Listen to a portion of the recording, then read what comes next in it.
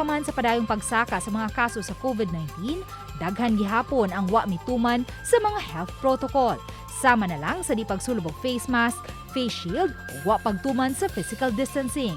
Lakip sa mga nisupak ni ini, ang mga minor de edad hinungdan nga gihingusgan pa sa kapulisan sa Dakbayan sa Subo ang ilang operasyon sa pagbadlong sa mga individual nga padayong nisupak sa mga pahimangno sa gobyerno. Karong buntaga, atong mahinabi ang tigpamaba sa Cebu City Police Office aron muhatag og katin-awan kabahin niini. Dinhi lang sa GMA Regional TV Live. Updates gikan sa kapulisan sa Dakbayan mga kapusok ato sang ilailahon ang ilang bagong information officer sa CCPO Police Lieutenant Colonel Maria Teresa Makatangay. Mayong buntag, attorney, welcome sa GMA Regional TV Live. Maayong buntag nimo Nico and sa uban nato nga mga tigpaminaw karong buntaga. Ma'am, kumusta naman ang gihimong pagpatuman nato sa mga health protocols inyo sa kapulisan dinhi sa Dakbayan sa Sugbo? Apart sa existing mga protocols nga ginabuhat na nato diri, nag-launch ang katuang CCPO o gitawag nga Grand Oplan Bulabog. So this amo ang surgically attack ang areas where taas ang mga COVID cases. Adunay pwersa gihatag sa atoa ang headquarters kani sila ipang-apod-apod sa mga police stations where again katong taas og kaso and also sa lawak sa iyahang jurisdiction. And hopefully this will aid our police stations in effecting the enforcement of our mayor's executive orders. Attorney, unsay nakapalahi nining Grand Oplan Bulabog sa existing na patuman na ninyo kaniadto nga Oplan Bulabog diha sa CCPO?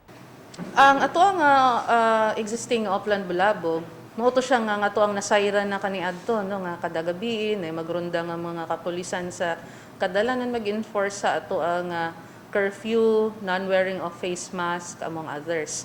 Ang Grand Oplan Bulabog na to paghimuon ni dili lang sa gabi but kundi sa adlawan pod. And this will also incorporate ang mga dugang nga pwersa gikan sa headquarters no nga gihatag diri sa atoa.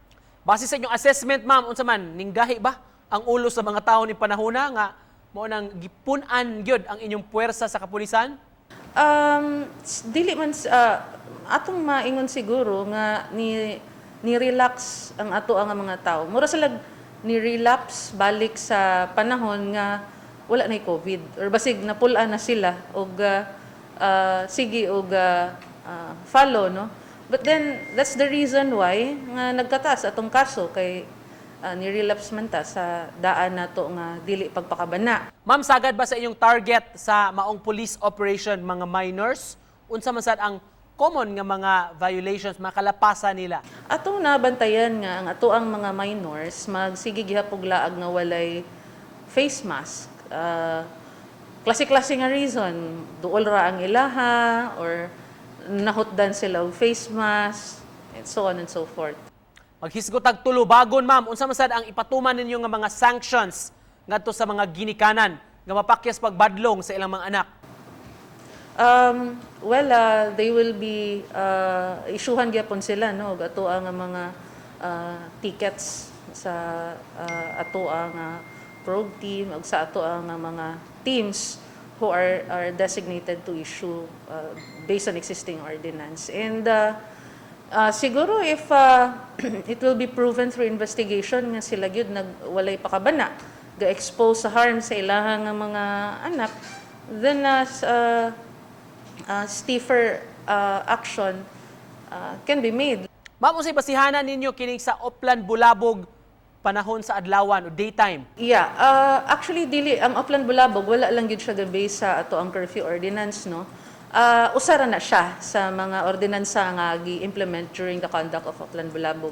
Ang pagpatuman sa wearing of face mask ada apod na. So kung masakpan ka nga minor ka, you have no business in loitering around because you're not out there to do any essential nga panggabuhaton.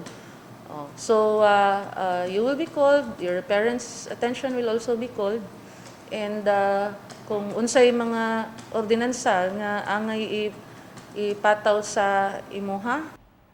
Attorney, unsay latest figure ninyo sa mga violations o sa mga tao nga nakalapas gyud niini? Yes. Based on our existing records sa Oplan Bulabog, no, makita nato nga ang mga though in total ni kagamay ang number of violations or apprehensions, but on the aspect kung imong tanawon adults versus minor, kung imuhang i-check ang data, nagkagamay ang total pero nagkadaghan ang minors nga ni-violate. So mao na nga gihatagan nato og pagtagad kana nga aspeto ron. Unsaon man nato nga para ang mga minors mapapuyo sa balay. So mao na siya ang challenge nato karon.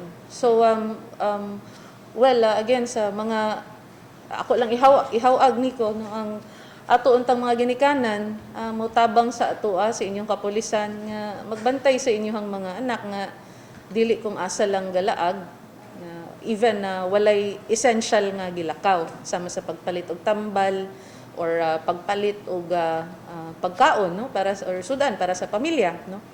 And also ang ato ang barangay officials hinaot nga tabangan sa ninyo kami labi na ang ato ang mga SK, no, at mohatag ta og insakto nga ehemplo og insakto nga reminder sa mga youths nga laroy-laroy sa ato ang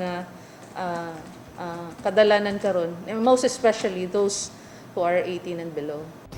Ug daghan kay salamat ma'am for joining us this morning, paghatag og updates gikan diha sa kapulisan. Mga kapuso, ang ilang information officer sa CCPO, Police Lieutenant Colonel Maria Teresa Makatangay. Daghang salamat ma'am. Salamat po sa inyo, Haniko.